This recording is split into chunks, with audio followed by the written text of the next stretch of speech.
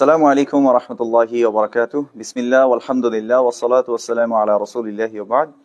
দিন থেকে ছিটকে পড়ার দ্বিতীয় যে কারণটা সেটা হচ্ছে আল্লাহ সুবহানাহু ওয়া তাআলা কোরআনের সাথে কোনো সম্পর্ক না রাখা বা কোরআন থেকে দূরে থাকা। আল্লাহ সুবহানাহু ওয়া তাআলা সূরা বাকারার মধ্যে বলছেন, বা'দা আউযু বিল্লাহি মিনাশ শাইতানির রাজীম, আল্লাযীনা আতাইনাহুমুল কিতাবা ইয়াতলুনাহু হাক্কা তিলাওয়াতিহি উলাইকা ইউমিনুনা বিহি। আল্লাহ সুবহানাহু ওয়া তাআলা বলেছেন, যাদেরকে কিতাব দেয়া হয়েছে তারা এটাকে যথাযথভাবে তিলাওয়াত করে থাকে। আর আল্লাহ এটা নিজে সাক্ষী দিয়ে বলছেন, উলাইকা ইউমিনুনা বিহি, এটাই হচ্ছে তারা যারা এর প্রতি ঈমান এনেছে। আমরা দেখি আল্লাহ সুবহানাহু ওয়া তাআলা কোরআনের মধ্যে বলেছেন যে কাদের অন্তর আসলে শক্ত হয়ে যায় বা কারা হেদায়েত থেকে ছিটকে পড়ে।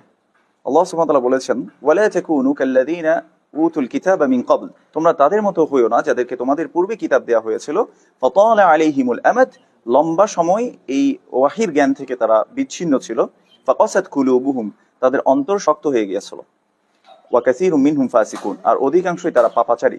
এটা আল্লাহ সুবহানাহু ওয়া তাআলা নিজে বলেছেন। অর্থাৎ আমরা যদি কোরআন থেকে বিক্ষিপ্ত হয়ে যাই, সরে যাই, দূরে চলে যাই, কোরআন না পড়ি, না বুঝি, তাহলে অবশ্যই আমরা হেদায়েতের পথ থেকে ছিটকে পড়ব। আল্লাহ সুবহানাহু ওয়া তাআলা আমাদেরকে কোরআনকে যথাযথভাবে তেলাওয়াত করার তৌফিক দান করুন এবং কোরআনকে বুঝে কোরআন অনুযায়ী আমল করার তৌফিক দান করুন। হাযা ওয়া সাল্লাল্লাহু আলা নবিয়িনা মুহাম্মদ ওয়া আলা আলিহি ওয়া আসহাবিহি আজমাইন। আসসালামু আলাইকুম ওয়া রাহমাতুল্লাহি ওয়া বারাকাতুহু।